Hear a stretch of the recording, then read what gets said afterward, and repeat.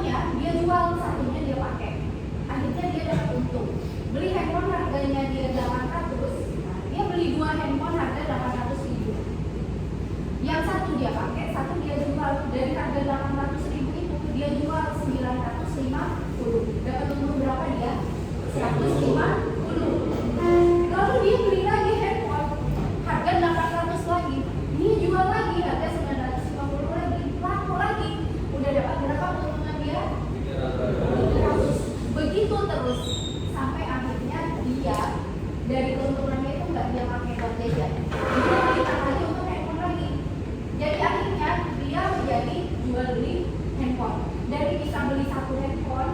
dia beli 2 handphone. Keuntungannya bisa 300 sampai 400 ribu dari 2 handphone. Habis itu dia jual lagi, dia belikan lagi dari keuntungannya sampai dia bisa beli 5 handphone. Dan terus mengalir seperti itu.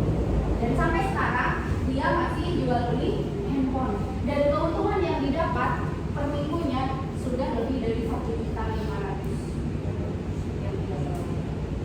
Itu kakak tingkat melihat ada di jurusan berbeda. Kalau kita bisa memanfaatkannya, nah itu berarti jiwa bisnisnya sudah ada, sudah tumbuh. Dan akhirnya setelah dia punya banyak keuntungan, akhirnya barulah dia setelah lulus sekolah, dia kan jurusan RBK, butuh handphone yang speknya tinggi, dia sekarang udah punya. Akhirnya dia belikan lagi handphone yang speknya tinggi. Ibu ceritakan, mana tahu menjadi motivasi untuk kalian. Oke, kita balik lagi ke materi kita ya. Cara cerdas menggunakan handphone. Nah, semuanya kan tentunya sudah pada punya handphone. Namanya zaman digital kita kan, nggak mungkin kalian nggak ada yang punya handphone karena pas zaman COVID kemarin belajar aja kalian menggunakan handphone. Dan ibu lihat semuanya satu kelas ini udah pada pegang handphonenya masing-masing. Nah, dalam kegiatan ini ya, yang akan kita lakukan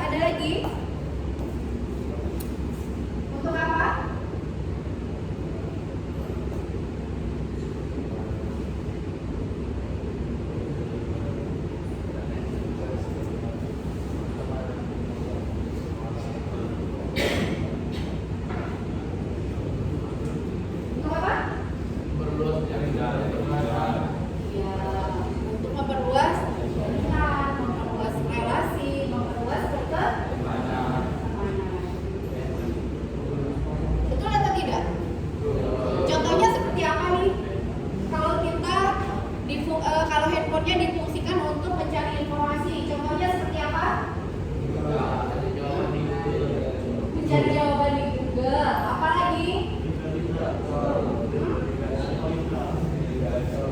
Ya ya.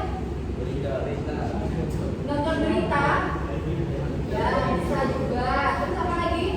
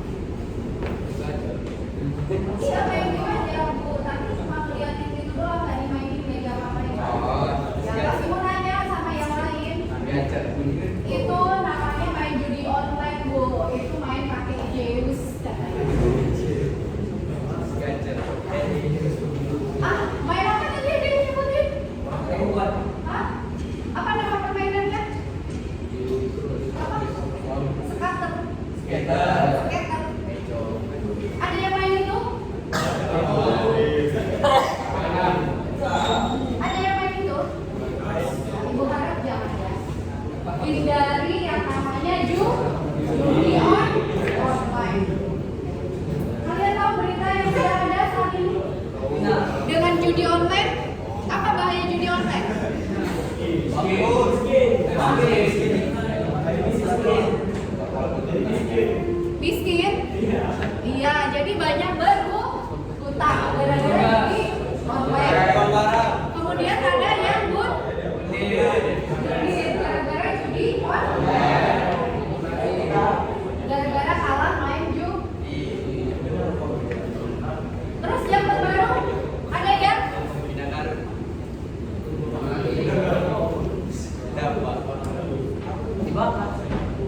dengar ceritanya, dengar beritanya, atau lihat beritanya? Dengar beritanya?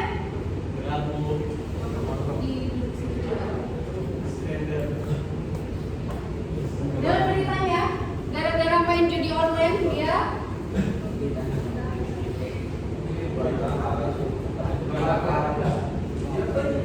dibakar sama istrinya. Istrinya polisi, dua-duanya sama-sama hindari ya ini. Hindari judi online. Kemudian kembali lagi, apalagi manfaat handphone tadi? Untuk berkomunikasi. Dengan siapa?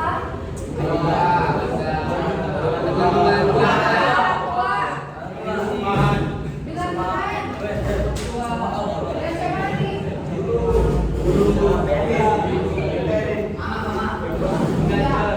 bapak, dengan ayah, dengan orang tua.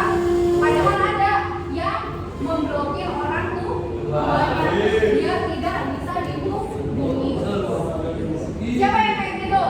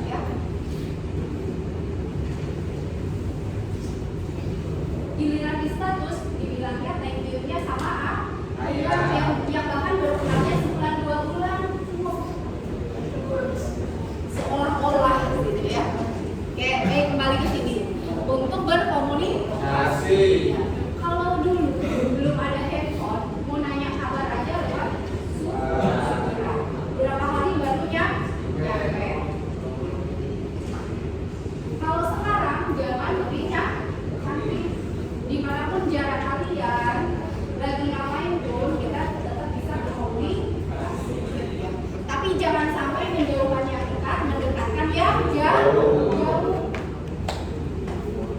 Lagi makan dengan keluarga, sibuk main handphone. Lagi kumpul dengan keluarga, sibuknya main handphone. Sama yang satu rumah nggak pernah berkomunikasi, malah sibuk komunikasi dengan orang yang jauh, bahkan orang yang nggak dikenal, kenalan sepintas, kenalan lewat Facebook, langsung lengket, langsung dekat, kenalan lewat IG, say hello, langsung ajak ketemuan, langsung jalan bareng, langsung berduaan, langsung mojok ngajo di SP, jajan cilok. Sama orang tua di WA aja nggak jelas, bahkan diaksikan dari orang tua. Siapa gitu ya, untuk berkomunikasi. Yang ketiga untuk apa tadi? Untuk memperluas jaringan pertemanan, relasi. Dengan apa contohnya?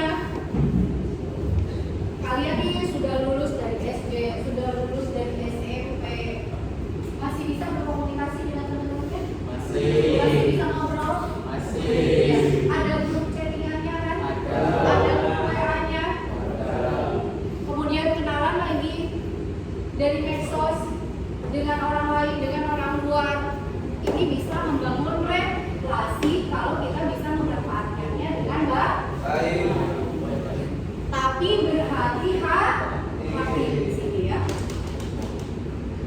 Terkadang orang baru kenalan dengan siapa, say hello, diajak jalan, ditawarin makan di restoran, dikasih hadiah handphone, langsung mau diajak.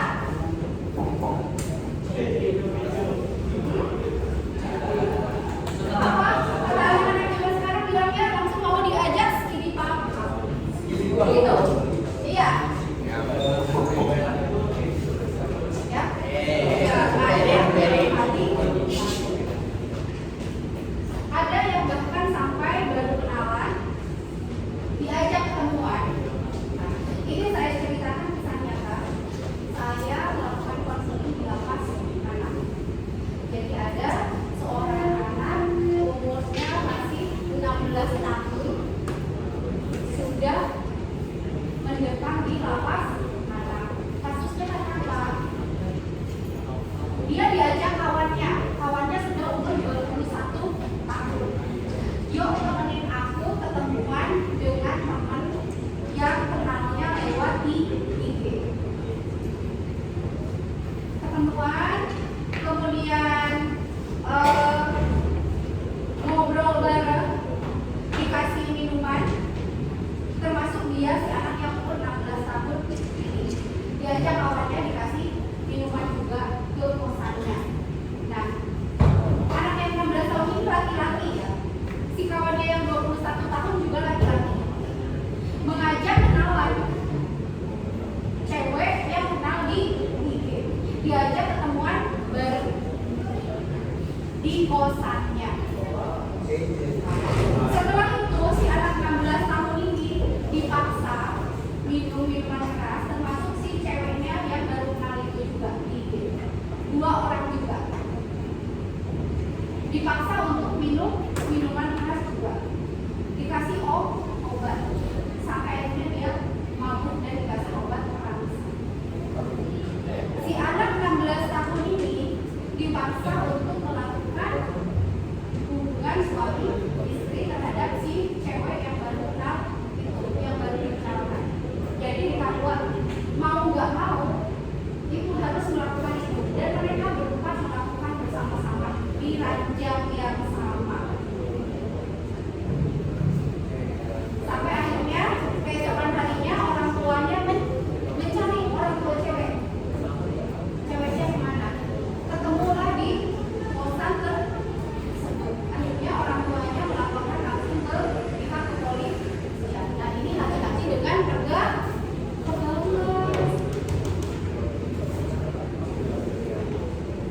Paham ya? Sampai situ. Yang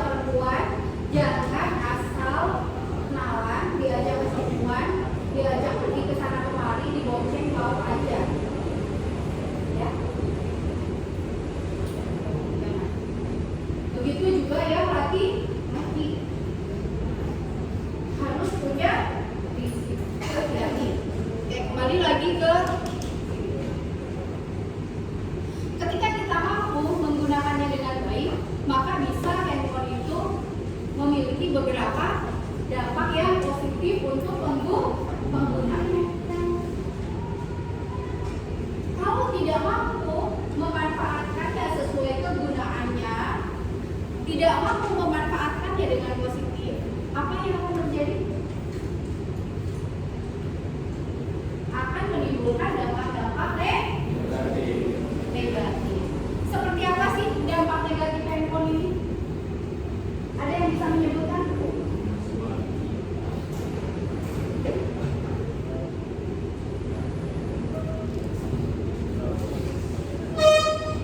Apa aja dampak negatif handphone?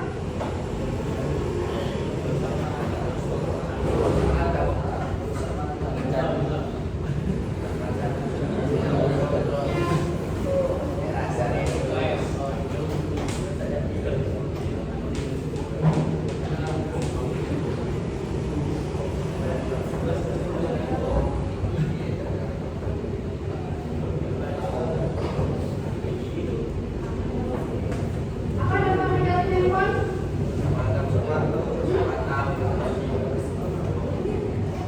Kalau kalian main handphone nggak tahu waktu, apa yang akan terjadi? Main game,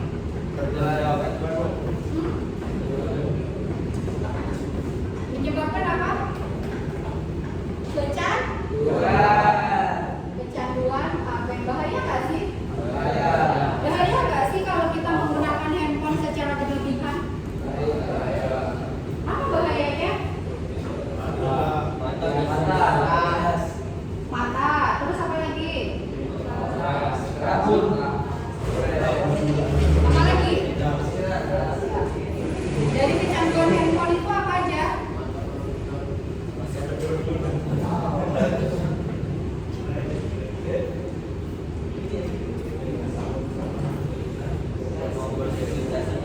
Kalau kita sudah kecanduan handphone, artinya kecanduan itu apa? Berlebihan dalam menggunakan handphone dan dilakukan secara terus-menerus.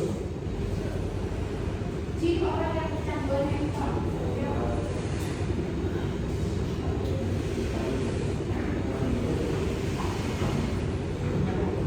tidak bisa fokus, tidak bisa konsen, badannya menjadi ngantuk. Karena apa? Main handphone, main game, sampai tidak ingat dengan tugas dan tanggung jawab, mengabaikan tugas dan tanggung jawab. Contohnya apa? Ya, melalaikan kewajiban. Waktunya sholat, nanti aja deh aku main game, lagi subscribe, nanti deh, nanti aja deh sholatnya, sampai akhirnya sholat pun udah lewat. Habis itu apa lagi? Ya, orang harusnya ibadah ke gereja, tapi juga ke gereja, jadi berbahan. Ya, coba. Apalagi dampak kecanduan handphone? Ya, mengganggu kesehatan. Peredaran darah tidak lancar, kemudian badan menjadi lemas, susah fokus, ya kan? Apa itu ya?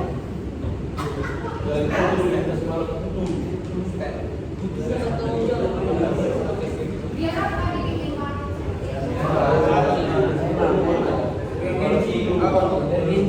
Ya, misalkannya sarannya termasuk yang di alis, kayak gitu. Ya, dari alis sampai rambut belakang.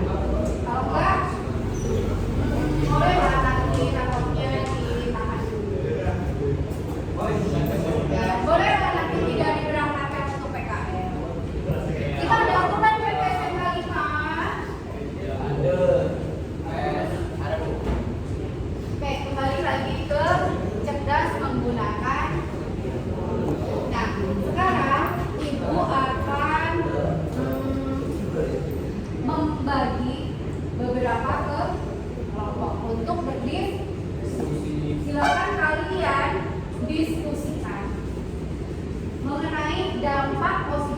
dan dampak negatif dalam menggunakan handphone.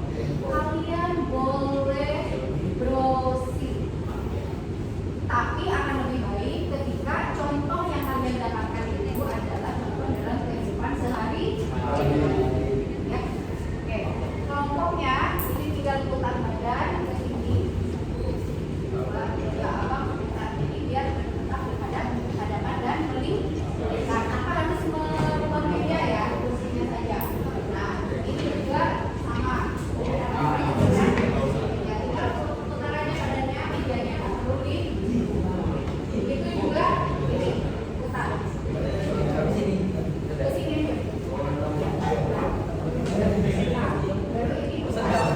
Silakan dilakukan.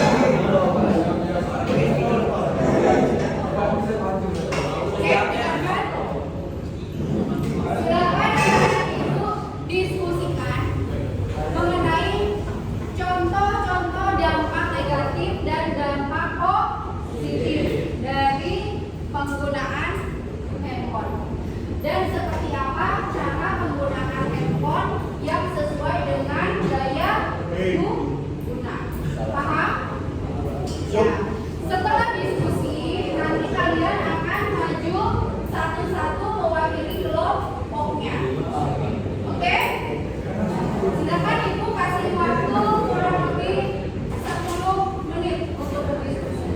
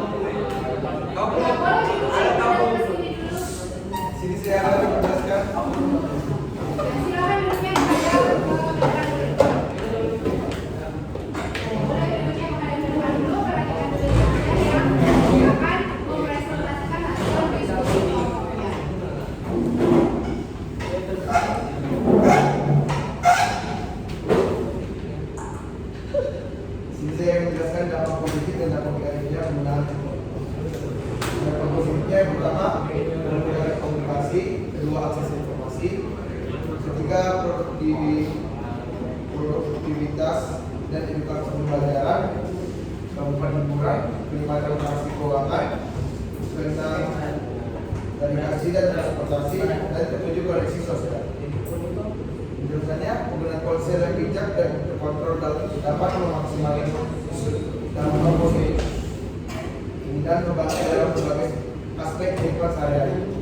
Dampak negatifnya, pertama, gangguan tidur, ketiga, masalah kesehatan, keempat, penurunan kualitas interaksi sosial, kelima, risiko keamanan dan privasi, ketujuh, distraksi dan penurunan konsentrasi, kedelapan, masalah mental, dan terakhir, gangguan perkembangan anak. Penjelasannya, dampak negatif adalah untuk menerapkan penggunaan ponsel yang baik, seperti membatasi waktu penggunaan, mengatur jeda dan memastikan aktivitas digital tidak mengganggu keseimbangan dan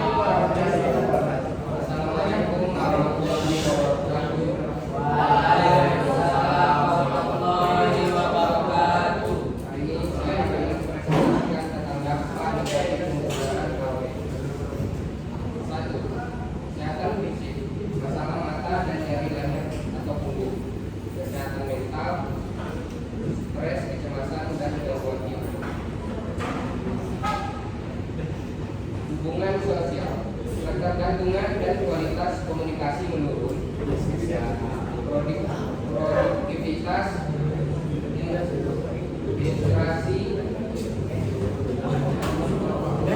kembali fokus, dampak positif penggunaan HP. 1.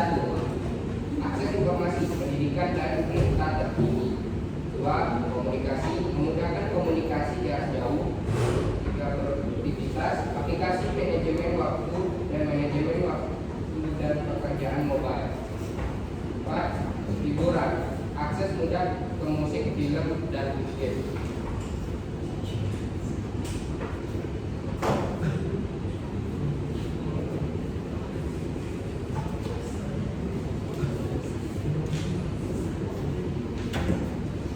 Cara menggunakan handphone dengan baik. 1. Batasi waktu penggunaan. Tetapkan batas waktu harian. 2. Posisi ergonomis. Gunakan posisi yang nyaman. 3. Matikan notifikasi tidak penting, kurangi distraksi. 4. Waktu bebas gadget. Tentukan waktu tanpa HP. 5. Gunakan untuk edukasi dan produktivitas. Manfaatkan aplikasi edukasi dan manajemen tugas.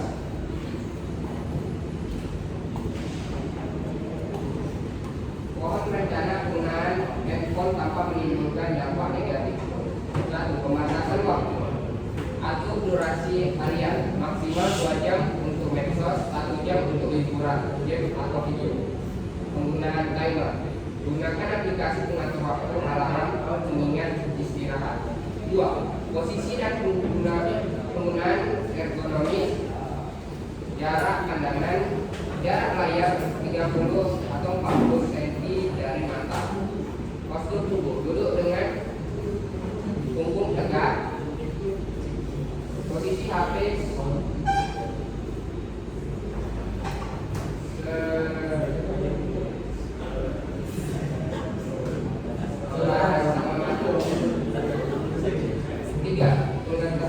pengaturan notifikasi, menampilkan aplikasi penting, matikan notifikasi media sosial dan aplikasi game. Penggunaan mode fokus, aktifkan do not disturb saat bekerja atau belajar.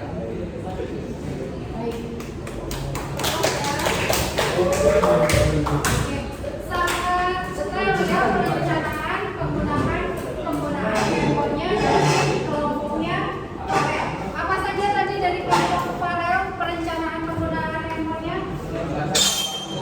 Pembatasan waktu. Apa yang dibatasi tadi dari kelompok Farel? Atur durasi harian maksimal 2 jam untuk medsos, 1 jam untuk hiburan atau game. Jadi ada pembatasan waktunya. Yang kedua tadi apa? Posisi dan penggunaan ergonomis. Jarak pandangan, jarak layar 30 sampai 40 cm dari Ya, mata. jadi jangan sampai terlalu dekat, jangan juga sampai terlalu jauh. Jangan menggunakan di tempat yang gelap atau minim cahaya karena membuat mata kita menjadi lebih mudah gelap. Ya, otot-ototnya jadi gampang tegak. Nah ini yang mudah menimbulkan kerusakan pada mata kita. Oke, applause dong untuk kelompoknya Pak Arya.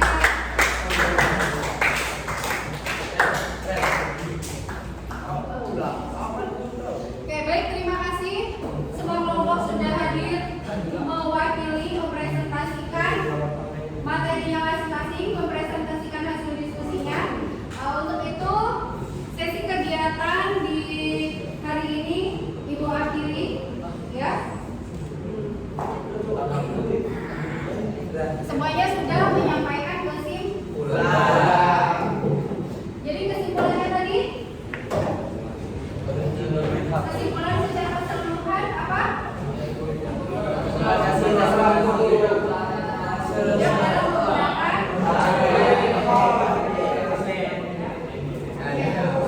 baik, kita akhiri pertemuan hari ini. Kita tutup dengan